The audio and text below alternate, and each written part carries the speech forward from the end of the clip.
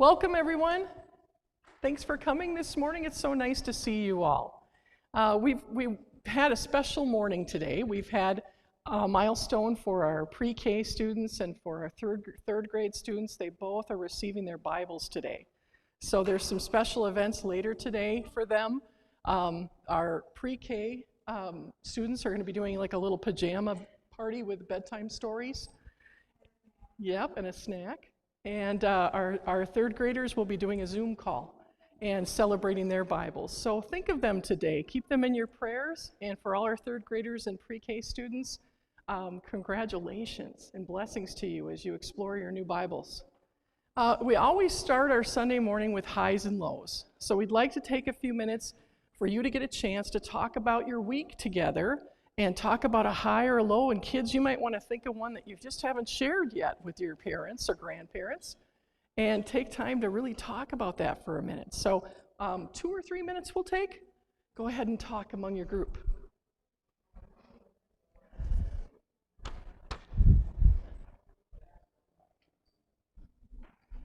Do I usually just stand here?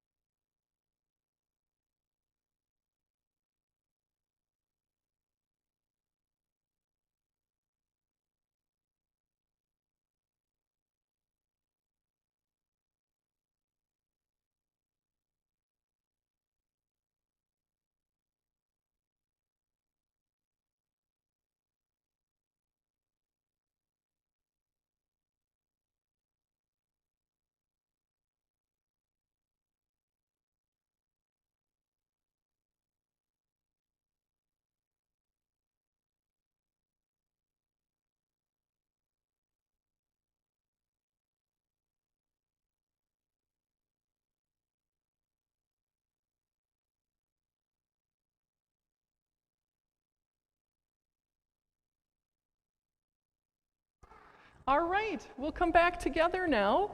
And I'd love to hear about maybe some of your highs and lows from the week. Would anybody be willing to share a high from this last week with the group? Yeah.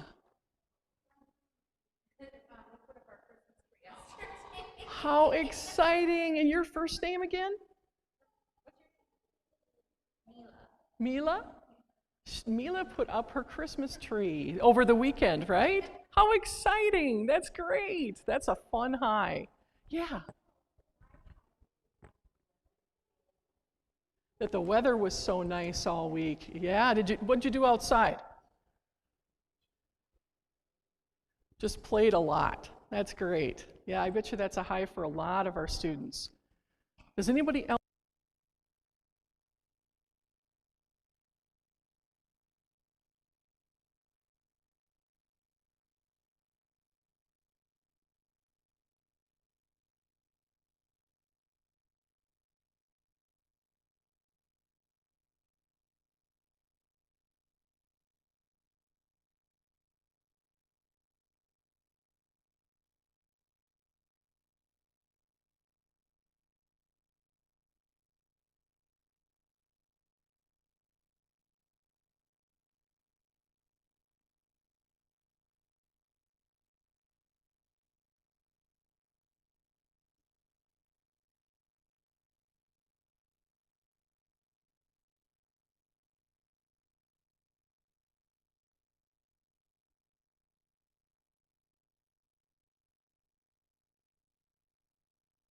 I might have to use yours.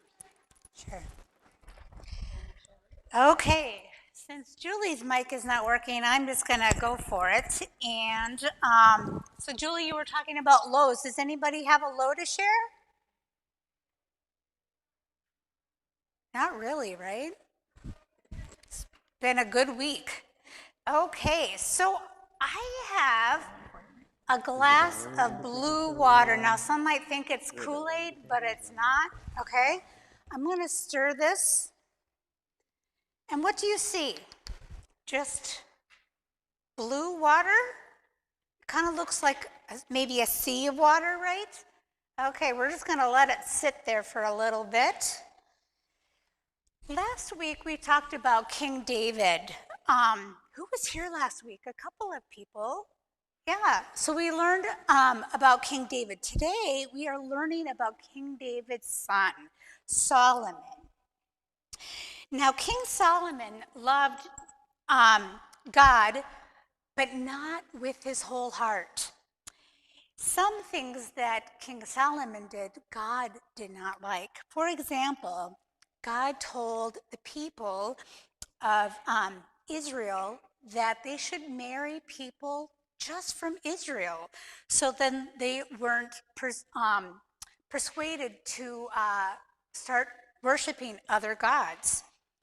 And King Solomon married a lady from Egypt. So God got angry. So King Solomon's wife she worshiped other gods besides the big G, as Pastor Anjanette said last night, or maybe today if you were in church, our God. And so then King Solomon started to worship other idols too. And this made God very angry again. And God told Solomon, since you have done this, I'm going to take away the kingdom from you. You will be king for the rest of your life, but when you die and your son becomes king, he will only be king over one tribe.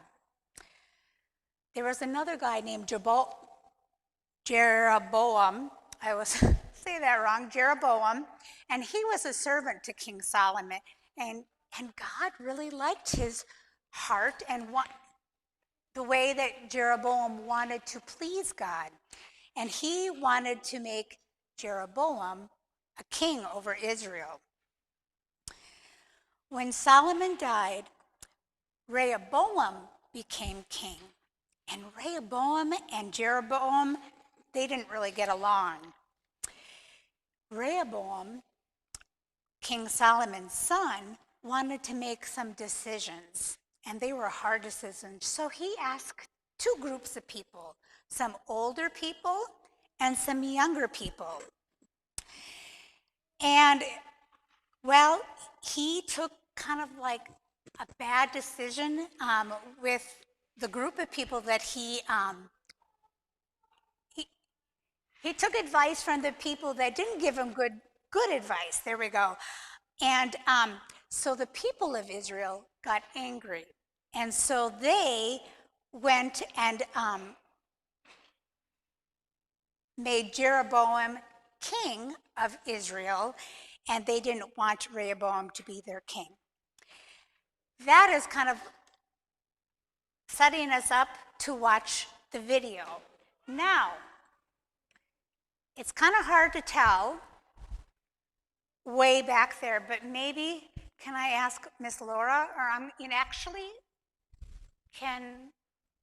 is it this camera? I don't know if the people at home can see, but there's something going on with this. Miss Laura, can you help me? What's going on? Maybe look at it from the side. Kind of, yep. But do you see like that clear section and the blue section? So this was once 1 cup of blue water, and now it's divided. So the kingdom of Israel is going to be divided in this story. Okay, so we are going to watch a video now.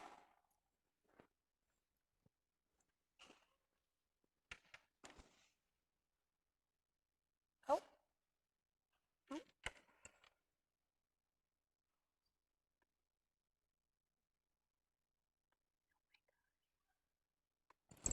Well, 33.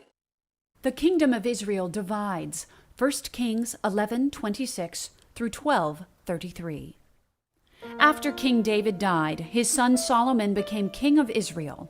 Solomon asked God for wisdom, and God granted his request by making him the wisest man in the world. God also blessed Solomon with much wealth. He was not only the wisest man in the world, he was also the richest. Solomon didn't follow after God all the days of his life. As he grew older, he stopped loving and serving God and served idols instead. God was not happy with Solomon. Soon Solomon would learn the consequences of his disobedience to God. When Solomon's builders were adding an addition to Jerusalem and repairing the city's walls, Solomon noticed that Jeroboam was a skilled worker. So Solomon made Jeroboam a leader over some workers. But working for Solomon was hard. Jeroboam began to resist Solomon and even became his enemy. God had chosen Jeroboam to be a ruler of Israel after Solomon died. Jeroboam would find this out in an interesting way. One day, the prophet Ahijah met Jeroboam on the road out of Jerusalem. Ahijah took Jeroboam's coat and tore it into 12 pieces. Then he said to Jeroboam, "Take 10 pieces of this coat, for God has said he will tear the kingdom away from Solomon and will give you 10 tribes to rule. Solomon's son Rehoboam will rule over only 2 tribes because Solomon has brought idol worship into the land. Solomon has not continued to obey God like his father David did." God challenged Jeroboam to live right and obey God's commands. If Jeroboam obeyed God, God would be with him and would give his family the throne in Israel for generations to come. When Solomon found out about God's message to Jeroboam, he tried to kill Jeroboam. Jeroboam fled to Egypt. He returned to Israel only after he heard Solomon was dead. Meanwhile, the Israelites crowned Solomon's son Rehoboam. Jeroboam and the people came to Rehoboam and said, "Your father Solomon made us work very hard. Please make it easier for us. If you do, we will serve you."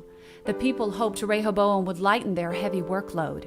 Rehoboam answered, "Come back in 3 days. I will have an answer for you then." Rehoboam asked some of Solomon's advisers what they thought he should do.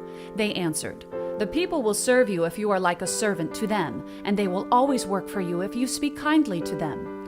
But Rehoboam did not listen to the advice of Solomon's advisers. Instead, he asked his friends how they would answer the people. The friends told Solomon to say, "My little finger is stronger than my father's whole body. My father made you work hard, but I will demand that you work even harder. My father used whips to punish you, but I will use whips with sharp tips to punish you." 3 days later, Jeroboam and the people came back. King Rehoboam treated the people rudely and did what his friends told him to do. He said, "My father made you work hard, but I will demand you work even harder. My father used whips to punish you, but I will use whips with sharp tips to punish you." King Rehoboam thought his decision would make him richer. God knew Rehoboam's decision would split the kingdom of Israel. That was God's plan. The Israelites rejected Rehoboam as their king and returned to their homes. Rehoboam believed he could force the Israelites to serve him. He sent Adoram, the officer in charge of forced labor, to talk to them, but the Israelites stoned Adoram to death. King Rehoboam fled to Jerusalem in his chariot. The 10 northern tribes of Israel wanted their own king. They would never serve Rehoboam. They made Jeroboam their king, just as the prophet had said. Rehoboam gathered 180,000 soldiers from the remaining 2 tribes, Judah and Benjamin. Rehoboam thought he could take back his kingdom by military force, but God used the prophet Shemaiah to change Rehoboam's mind. The prophet told the king and his people that the Lord had divided the kingdom. God did not want Rehoboam fighting against Israel. Rehoboam and the people listened and obeyed the word of the Lord. Jeroboam, however, did not listen to the Lord. He made 2 golden calves for the 10 tribes who followed him. Jeroboam put 1 calf in northern Israel and 1 in southern Israel. The 10 tribes disobeyed God and worshipped the golden calves instead of worshiping God. Even though none of us are kings, God still wants us to listen to Him. We should take time every day to talk to God in prayer. We need to read His Word and learn more about Him, so we will learn to trust and obey Him.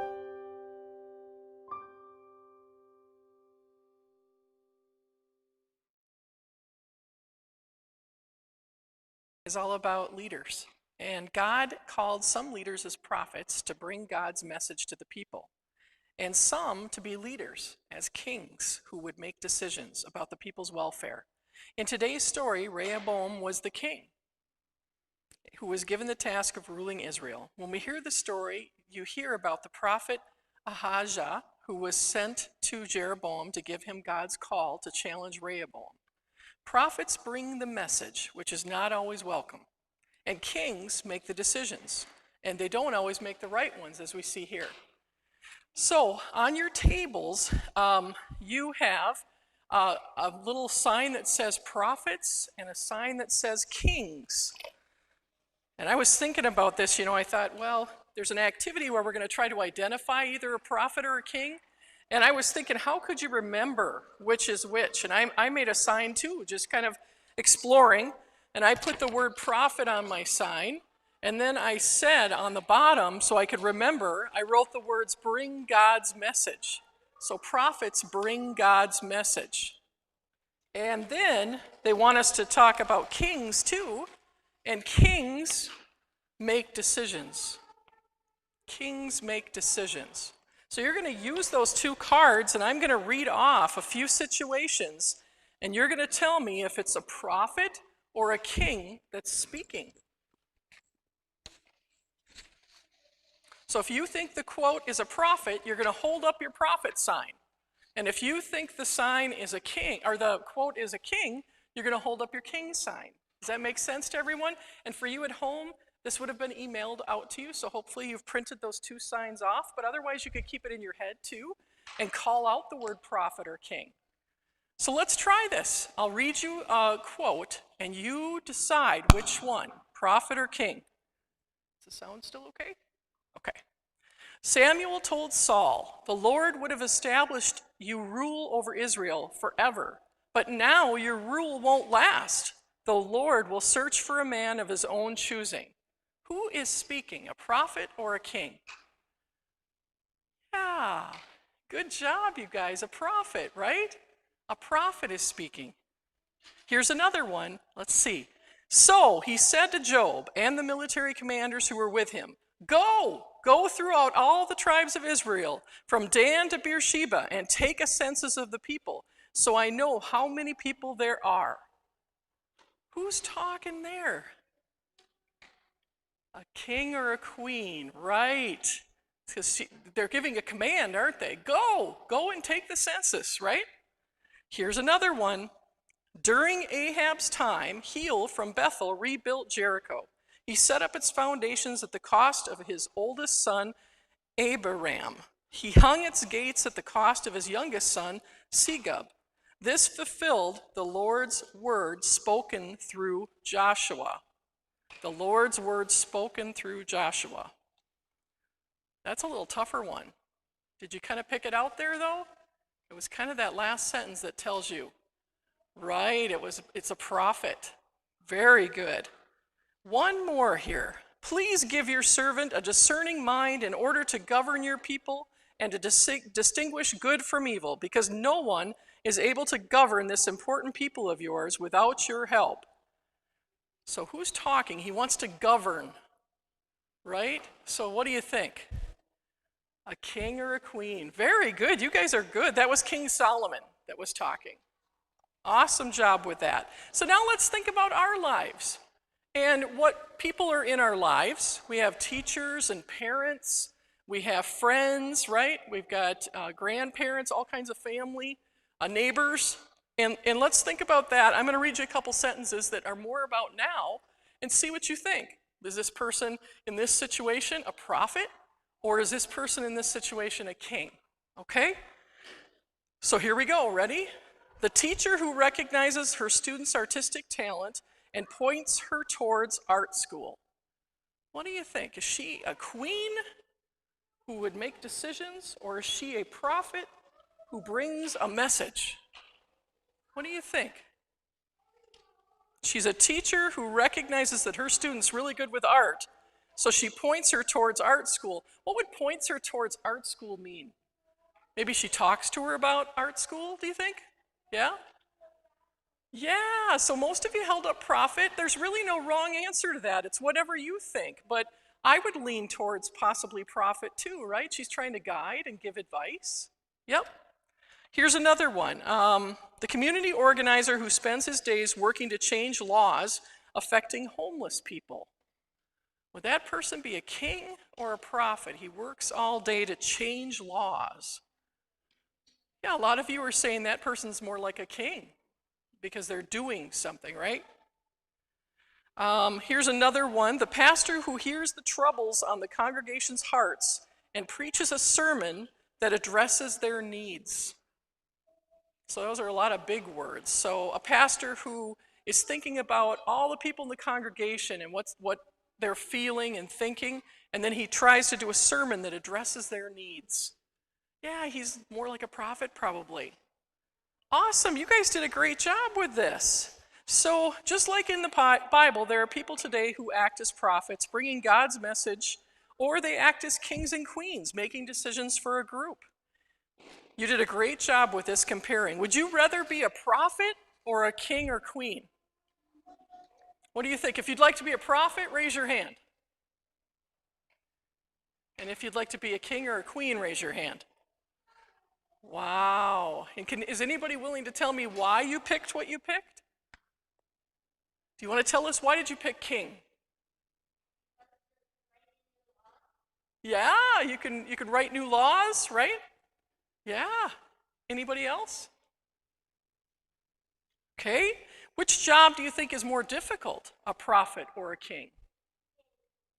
A king? Why? It's hard work. How about you? You were going to say something about that.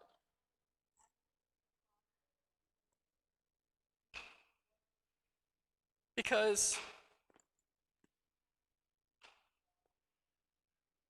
I can't quite hear you. I'm sorry. Can you holler it out?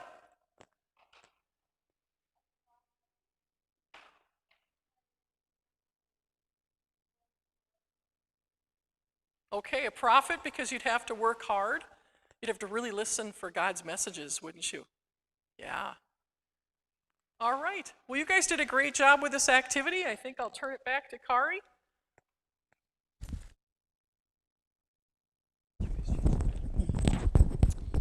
Okay.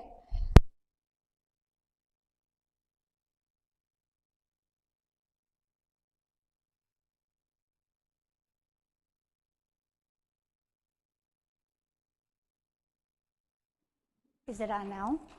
Okay. So at home, you can print this out, and for you here, it should be on your table. So I'm going to have you take a few minutes, and we're going to color both the map and the crown, and I would recommend coloring it first, the crown first, if you want, before you put the gem stickers on. And then in 5 minutes, I'll give you the instructions for the next step.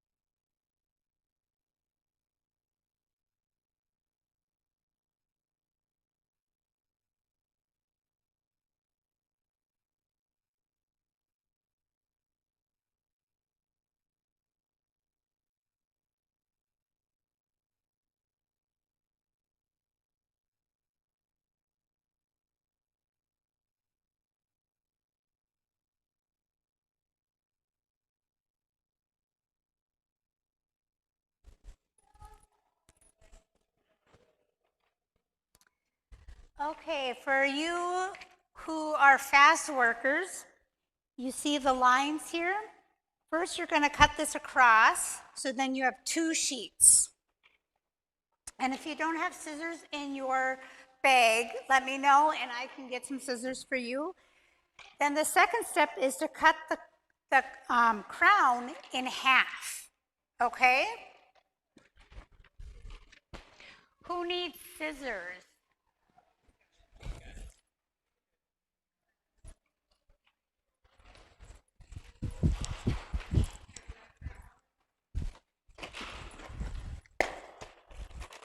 Mom.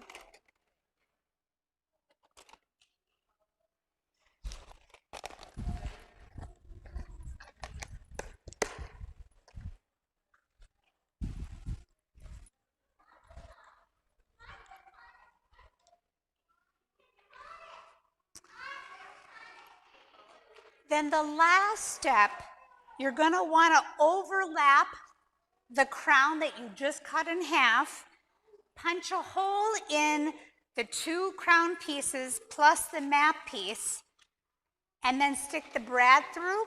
So then you can separate the crown and see the map, because the kingdoms are divided.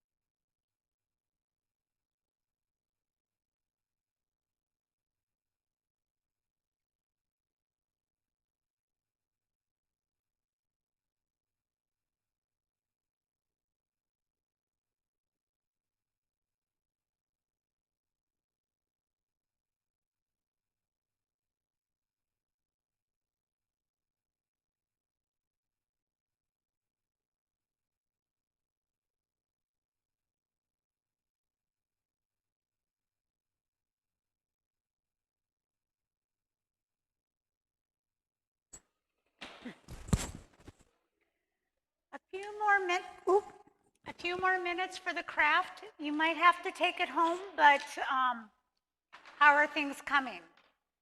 Good?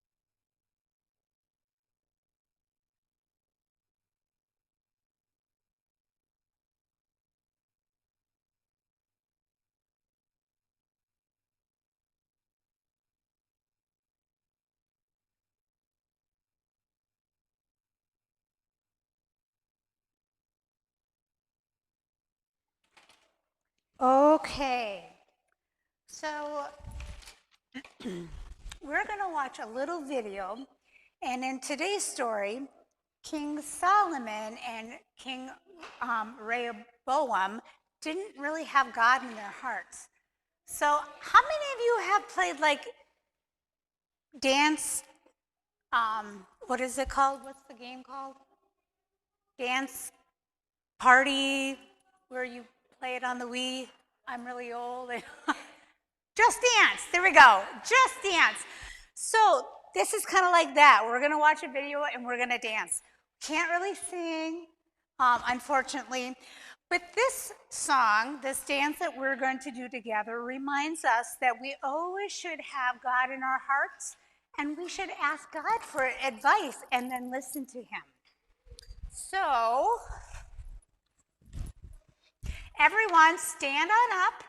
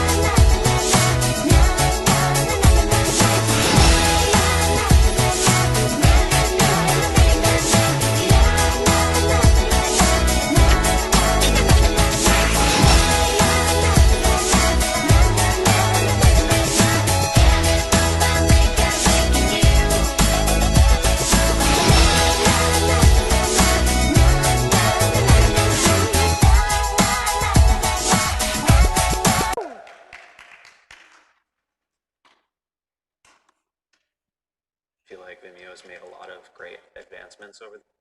Okay, awesome. Well, I hope that you guys had fun, because we have fun dancing and being silly.